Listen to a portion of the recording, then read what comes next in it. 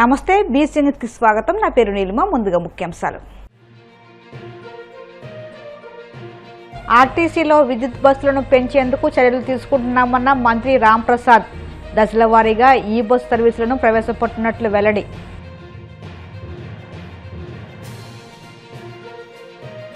నెల్లూరు బారా షహీద్ దర్గా రొట్టెల పండుగపై మంత్రి నారాయణ సమీక్ష.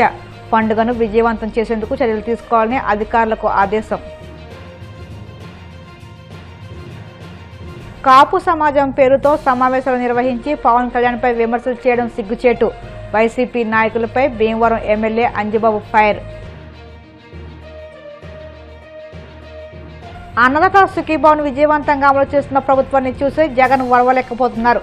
టీడీపీ రాష్ట్ర అధికార ప్రతినిధి అప్పసాని రాజేష్ ఆగ్రహం. రాష్ట్రంలో స్త్రీ శక్తి పథకాన్ని ప్రారంభించిన నాటి నుండి జూన్ 18 వరకు 73.62 కోట్ల ఉచిత బస్సు ప్రయాణాలు చేశారని రవాణా మంత్రి మండిపల్లి రామప్రసాదరెడ్డి అన్నారు. గత 2 ఏళ్లలో రవాణా శాఖ సాధించిన ప్రగతిపై మంత్రి సచివాలయంలో మీడియాతో మాట్లాడారు. స్త్రీ శక్తి, దివ్యాంగ శక్తి పథకాలను ప్రవేశపెట్టిన తర్వాత బస్సులు ఆక్యుపెన్సీ 69% నుండి 92% పెరిగిందని పేర్కొన్నారు. ఆర్టీసీలో విద్యుత్ బస్సులను పెంచేందుకు చర్యలు తీసుకుంటున్నామని, దశల వారీగా ఈ బస్సు సర్వీసులను ప్రవేశపెట్టినట్లు వెల్లడించారు. రాబోయే రోజుల్లో గ్రామీణ ప్రాంతాలకు కూడా విద్యుత్ ఏసీ బస్సులు నడపనున్నట్లు చెప్పారు. కూటమి ప్రభుత్వమై 2 సంవత్సరాలు దిగ్విజయంగా ఈ రాష్ట్రంలో ప్రభుత్వాన్ని ఏర్పాటు చేసిన గౌరవనీయులు పెద్దలు మా ముఖ్యమంత్రి వర్యులు చంద్రబాబు నాయుడు గారికి, అలాగే డిప్యూటీ సీఎం పవన్ కళ్యాణ్ గారికి, అలాగే మా యువ నాయకులు హెచ్ఆర్డీ మినిస్టర్ మరియు ఐటీ మినిస్టర్ అయిన లోకేష్ గారికి ధన్యవాదాలు. అలాగే ఈ అద్భుత విజయాన్ని చేకూర్చిన ఆంధ్ర రాష్ట్ర ప్రజలందరికీ మరొకసారి ధన్యవాదాలు తెలియజేసుకుంటున్నా. ముఖ్యంగా మా ప్రభుత్వం ఏర్పాటైన తర్వాత రాష్ట్రంలో సంక్షేమం, అభివృద్ధి 2 కన్నులుగా అన్ని విధాల రాష్ట్ర ప్రజలకు చేదోడు వాదోడుగా ఉంటూ ఎన్నో సంక్షేమ అభివృద్ధి కార్యక్రమాలను ఈ రాష్ట్రంలో ప్రవేశపెట్టడం జరిగింది. ఈ 2 సంవత్సరాల్లో అన్ని శాఖాపరమైన అన్ని కార్యక్రమాలు చేయడంతో రాష్ట్ర ప్రజలు సంతోషంగా ఉన్నారు. దానిలో భాగంగానే ముఖ్యంగా రవాణా శాఖ మంత్రిగా నాకు శాఖకు సంబంధించి ఈ 2 సంవత్సరాల్లో జరిగిన డెవలప్మెంట్ యాక్టివిటీస్ అనుకోండి, అలాగే మేము పేద ప్రజలకు అందించిన సంక్షేమ అభివృద్ధి కార్యక్రమాలు ఏవైతే ఉన్నాయో మీ దృష్టికి తీసుకొని వచ్చేదానికి ఈ పాత్రికేయ సమావేశం ఏర్పాటు చేయడం జరిగింది. ముఖ్యంగా రవాణా శాఖ విషయానికి వస్తే మా ప్రభుత్వం ఏర్పాటైన కొత్తలో అంటే డిసెంబర్ 24లోనే వాహన్ యాప్ ఏదైతే ఉందో ఆ వాహన్ యాప్లో టోటల్గా ఆంధ్ర రాష్ట్రంలో ఉన్న రిజిస్ట్రేషన్లు అనుకోండి, వాహన బదిలీలు, అలాగే రిజిస్ట్రేషన్ రెన్యువల్స్, రూట్ పర్మిట్లు, ట్యాక్స్ వసూలు, వాహన ఫిట్నెస్ అన్ని విషయాల్లో వాహన్ పోర్టల్ కిందకి తీసుకొని వచ్చాం. ఎక్కడ ఏ విధమైన చిన్న పొరపాట్లు కూడా లేవనెత్తకుండా ఎవరైతే వాహనదారులు ఉంటారో వాళ్ళకు అందించడం జరుగుతూ వస్తూ ఉంది. అలాగే కేంద్ర పోర్టల్ సారథి మీ అందరికీ తెలుసు. దాని ద్వారా ఎల్ఎల్ఆర్ మరియు అన్ని డ్రైవింగ్ లైసెన్సులు ఇష్యూ చేసే విధంలో కూడా ఆన్లైన్ చేసి ఆన్లైన్లోనే ఏవైతే సెస్సులు చెల్లించడం, అక్కడే లైసెన్సులు ఇవ్వడం కూడా జరుగుతూ ఉంది. ఈ 2 సాఫ్ట్వేర్లు 85 ఆర్టీఏ కేంద్రాల్లో రాష్ట్ర వ్యాప్తంగా సేవలు అందించడం జరుగుతూ ఉందని మీ అందరికీ తెలియజేసుకుంటున్నా. అలాగే ముఖ్యంగా గతంలో ఫిట్నెస్ విషయానికి వస్తే ప్రతి ఒక్క ప్రాంతంలో ఎవరైతే మాన్యువల్గా చేసేవాళ్ళం ఎంవీఐలు, అలాగే ఆర్టీఓ ఆఫీసులో జరిగేది. ఈ ప్రభుత్వం ఏర్పాటైన తర్వాత మార్త్ గైడ్లైన్స్ పరంగా మినిస్టర్ ఆఫ్ అర్బన్ ట్రాన్స్పోర్ట్ వాళ్ళ నామ్స్ పరంగా ఆటోమేటిక్ టెస్టింగ్ స్టేషన్స్ ఏవైతే ఉన్నాయో అవి రాష్ట్రంలో ఏర్పాటు చేయడం, త్వరితగతిన ఇప్పటికే 22 సెంటర్లలో మేము ఈ సేవలు అందిస్తున్నాం. దీనిలో భాగంగా ఎవరైతే వాహనదారులు ఉన్నారో వాళ్ళందరికీ 19 ఫిట్నెస్ టెస్టులు ఏవైతే ఉన్నాయో అవి సక్రమంగా జరిగే విధంగా ఈ రాష్ట్ర ప్రభుత్వం చర్యలు తీసుకుంటా ఉంది. రిమైనింగ్ ఏవైతే 5 సెంటర్లు ఉన్నాయో అవి కూడా వచ్చే 3 నెలల్లో పూర్తి చేస్తామని చెప్పి మీ ముందరికి తీసుకొస్తున్నా.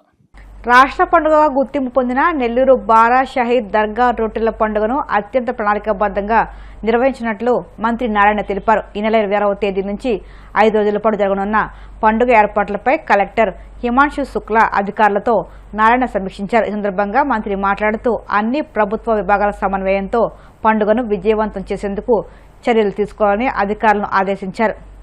మీకు అందరికీ తెలిసిందే, బారా షాహిద్ దర్గా అనేది ఒక కుల మతాలకు అతీతంగా జరిగే రొట్టెల పండుగ. దీంట్లో అన్ని కులాల వాళ్ళు వస్తారు, ఎవ్వరు అనేది లేదు. మన నెల్లూరు కార్పొరేషనే కాదు, నెల్లూరు జిల్లానే కాదు, ఈ రాష్ట్రంలో ఉన్న జిల్లాల నుంచే కాదు, ఈ దేశంలో ఉండే రాష్ట్రాల నుంచే కాదు, ఇతర దేశాల నుంచి కూడా ఇక్కడికి వస్తారు. దుబాయ్, అబుదాబి ఇలాంటి వాటి నుంచి కూడా వస్తారు. 2014-19లో నేను మంత్రిగా అయినప్పుడు ఈ బారా షాహిద్ దర్గా ఫస్ట్ ఫెస్టివల్కి నేను ఇక్కడికి రావటం, ఆ రోజు అజీజ్ గారితో ఆయన మేయర్, ఆ వాటర్ చూస్తే ఆ వాటర్ భయంకరంగా పురుగులు ఉన్నాయి అంతా, మొత్తం టోటల్ అక్కడే టాయిలెట్స్, అక్కడే లారీలు క్లీన్ చేసుకునేవాళ్ళు, అంబులెన్స్లు, లారీలు, ఎవ్రీథింగ్ చాలా భయంకరంగా ఉండేది. ఈ విధంగా రోడ్లు కానీ ఏమీ లేవు. అలాంటిది ఆ రోజు అజీజ్కి చెప్పాను, ఇది ఒక పవిత్రమైన స్థలం, చిన్నప్పటి నుంచి నేను చూస్తూ ఉన్నాను, చిన్నప్పటి నుంచి రొట్టెల పండుగ వస్తూనే ఉన్నాను, దీన్ని ఒక మంచి పవిత్రమైన స్థలంగా చేయాలి అని ఆ రోజు ముఖ్యమంత్రి గారితో మాట్లాడటం, వారు దీనికి 15 కోట్లు కూడా శాంక్షన్ చేశారు. అప్పుడు వెంటనే కొంత ఫండ్ శాంక్షన్ చేసి ఇమీడియట్గా ఫస్ట్ ఇయర్ అయితే అప్పటికప్పుడు వాటర్ ఫస్ట్ క్లీన్ చేయడం కోసంగా అడంతా పురుగులు అయి ఉంటే వైట్ క్లాత్ పెట్టి ఆ పురుగులు నేర్చి పెట్టేశాం. ఇరిగేషన్ వాళ్ళు చెప్పి వాటర్ లెవెల్ బాగా పెంచాం. శానిటేషన్కి అంతకుముందు అయితే వచ్చిన వాళ్ళు టాయిలెట్స్ అక్కడే చెరువులోనే, స్వర్ణాల చెరువులోనే టాయిలెట్స్ పెట్టినాడు, అలా కాకుండా మొబైల్ టాయిలెట్స్. ఆ విధంగా ఫస్ట్ ఇయర్లో కొంత ఇంప్రూవ్ చేసాం. సెకండ్ ఇయర్కి వచ్చేళ్ళకే కొంత ఘాటు కట్టించాం, సిమెంట్ వదిలేసాం. తర్వాత థర్డ్ ఇయర్కి వచ్చేలాగా పర్మనెంట్ టాయిలెట్స్, ఇలా దీన్ని ఇంప్రూవ్ చేస్తూ వచ్చాం. ఫస్ట్ ఇయర్ వచ్చింది 4 లక్షల మంది. 2014లో రొట్టెల పండుగకు వచ్చింది 4 లక్షలు.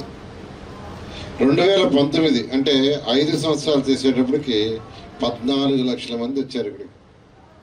రైతులకు నేరుగా లబ్ధి చేకూరుస్తూ అన్నదాత సుఖీభవను విజయవంతంగా అమలు చేస్తున్న కూటమి ప్రభుత్వాన్ని చూసి జగన్ ఓర్వలేకపోతున్నారని టీడీపీ రాష్ట్ర అధికార ప్రతినిధి అప్పసాని రాజేష్ ఆగ్రహం వ్యక్తం చేశారు. మంగళగిరిలోని టీడీపీ కేంద్ర కార్యాలయంలో ఆయన మీడియాతో మాట్లాడుతూ తన విషపత్రిక ద్వారా జగన్ దుష్ప్రచారం చేస్తున్నారని ధ్వజమెత్తారు.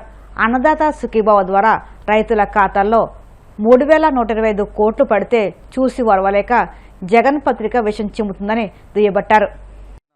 2 రోజుల క్రితం ముఖ్యమంత్రి చంద్రబాబు నాయుడు గారు పల్నాడు జిల్లాలో చెల్లూరుపేట నియోజకవర్గంలో అన్నదాత సుఖీభవ పేరిట 46,85,000 మంది రైతుల ఖాతాల్లో సుమారుగా 3,125 కోట్ల రూపాయలని ఆ రైతులకు లబ్ధి చేకూరుస్తూ పీఎం కిసాన్ అన్నదాత సుఖీభవ 2026-27 సంవత్సరపు తొలి విడత ఒక్కొక్క రైతుకి కేంద్ర ప్రభుత్వం ద్వారా విడుదలవుతున్న 2,000కి అదనంగా రాష్ట్ర ప్రభుత్వం ద్వారా 5,000ని కలిపి 7,000 రూపాయలు ఆ రైతుల అకౌంట్లో జమ చేస్తే దాన్ని వక్రీకరిస్తూ సాక్షి పత్రికలో అన్నదాత ఆత్మఘోష పేరిట రాష్ట్ర ప్రభుత్వ వ్యవసాయ విధానానికి వక్రభాష్యాలు చెప్తూ సాక్షిలో ప్రచురించిన కథనాలని చూస్తే ఇది అన్నదాత ఆత్మఘోష, లేకుంటే ప్రజలు అధికారాన్ని దూరం చేశారు కాబట్టి వైసీపీ లేకుంటే జగన్మోహన్ రెడ్డి అనుభవిస్తున్న ఆత్మఘోష అని చెప్పని ఇవాళ రాష్ట్రంలో సాగు చేసుకుంటున్న ప్రతి రైతు కూడా ఆశ్చర్యం వ్యక్తం చేస్తూ ఉన్నారు. కారణం ఏంటి అంటే ఈరోజు చంద్రబాబు నాయుడు గారిని పాలకుడిగా మొట్టమొదటిసారిగా రాష్ట్ర ప్రజానీకం చూడాల. అలాగే గడిచిన 5 సంవత్సరాలు పాలకుడిగా జగన్మోహన్ రెడ్డిని చూస్తున్నారు. 5 సంవత్సరాల పాలకుడిగా చంద్రబాబు నాయుడు గారు 2014-19 మధ్యకాలంలో, అలాగే 4వ విడత ముఖ్యమంత్రిగా ఇవాళ 2024 నుంచి రీసెంట్గా 2 సంవత్సరాలు పూర్తి చేసుకున్న ఆయన పాలనా హయాంలో వ్యవసాయ రంగానికి ఆయన ద్వారా జరిగిన ప్రయోజనాలు, రైతుల ఆత్మగౌరవాన్ని, అలాగే వారి ఆత్మవిశ్వాసాన్ని, వారి ఆదాయ వనరుల్ని కాపాడే దిశగా చంద్రబాబు నాయుడు గారు తీసుకుంటున్న చర్యలు రాష్ట్ర రైతాంగానికి ప్రత్యక్ష సాక్షులుగా కళ్ళ ముందు కనిపిస్తూ ఉన్నాయి.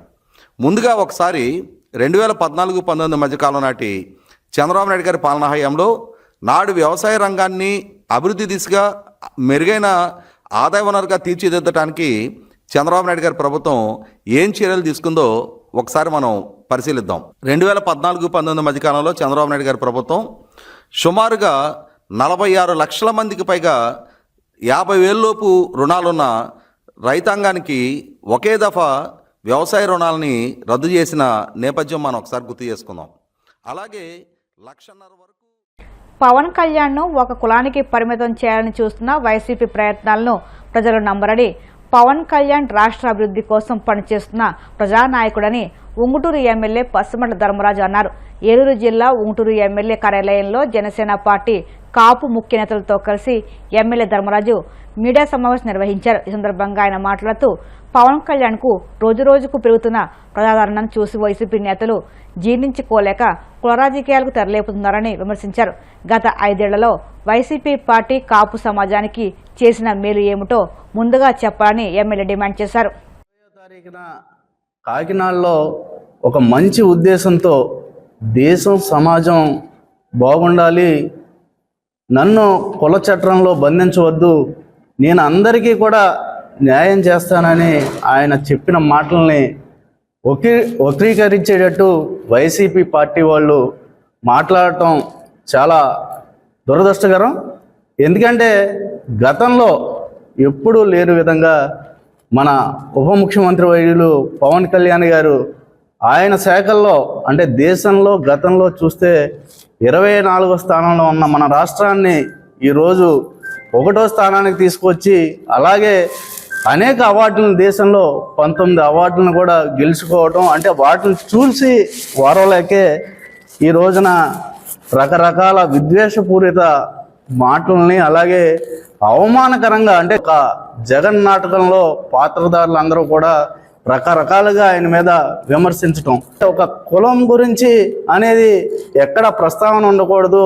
మా సిద్ధాంతం, జనసేన సిద్ధాంతం, మా పవన్ కళ్యాణ్ గారి యొక్క ఆశయాలు కూడా ఒకటే. కులాలను అన్నింటిని కూడా కలుపుకొని మనం రాబోయే తరాల భవిష్యత్తుని అందరూ ఒకటే, మన అందరం కూడా భారతీయులం అంటే మన ప్రాంతీయవాదంతో పాటు జాతీయవాదంగా తీసుకువెళ్ళాలనే ఒక సంకల్పంతో అందరినీ కలిసిమెలిసి ఉండే ఒక ఉద్దేశంతో, ఒక మంచి ఉద్దేశంతో చేస్తూ ఉంటే మన అందరినీ కూడా విడదీసి ఏ కులాల వారీగా మతాల వారీగా అన్నిటిని కూడా విడదీసుకుని అతను ఒక రాజ్యకాంక్షతో అంటే అధికారమే పరమావధిగా అతని ఆలోచనల్ని ముందుకు తీసుకువెళ్తా ఉంటే వాటిని కూడా కింద కొంతమంది రాజకీయానికి ఎక్కడ మనం ఉనికిని కోల్పోతున్నామో మనం ఉనికిని కూడా చాటుకోవాలనే ఉద్దేశంతో ఈరోజు మన ఉప ముఖ్యమంత్రి పవన్ కళ్యాణ్ గారిని ఉద్దేశించి అనేక రకాలుగా మాట్లాడుతున్నారు.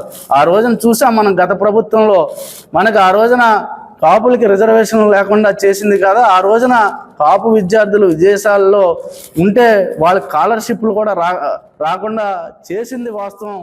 అలాగే అనేక కార్యక్రమాలు. ఉత్తరాఖండ్లోని ముస్సోరిలో అనుమానాస్పదంగా మృతి చెందిన విశాఖకు చెందిన సాఫ్ట్వేర్ ఇంజనీర్ రాధాగాయత్రి తల్లి సత్యవతి ఇతర కుటుంబ సభ్యులు టీడీపీ రాష్ట్ర అధ్యక్షుడు గాజువాక ఎమ్మెల్యే పల్లా శ్రీనివాసరావును కలిశారు. తన కుమార్తెను అల్లుడే హత్య చేశాడని ఉత్తరాఖండ్ పోలీసులు ఫిర్యాదు చేసినా ఇంతవరకు చర్యలు తీసుకోలేదని వాపోయారు. ఆ రాష్ట్ర పోలీసులు దర్యాప్తును వేగవంతం చేసి నిందితుడిపై కఠిన చర్యలు తీసుకునేలా ఒత్తిడి తీసుకురావాలనుకున్నారు. దీంతో హోంమంత్రి అనితకు పల్లా ఫోన్ చేశారు. ప్రభుత్వ పరంగా రాధాగాయత్రి కేసులో జోక్యం చేసుకున్న విషయాన్ని పరిశీలించాలని కోరారు. ఈ సందర్భంగా పల్లా మాట్లాడుతూ గాయత్రి మృతి బాధాకరమని, నిందితులు ఎంతటి వారైనా విడిచిపెట్టేది లేదని, కఠిన శిక్ష పడేలా ప్రభుత్వం చర్యలు తీసుకుంటున్నారు. ఇప్పుడు కాసేపు ప్రకటనలు.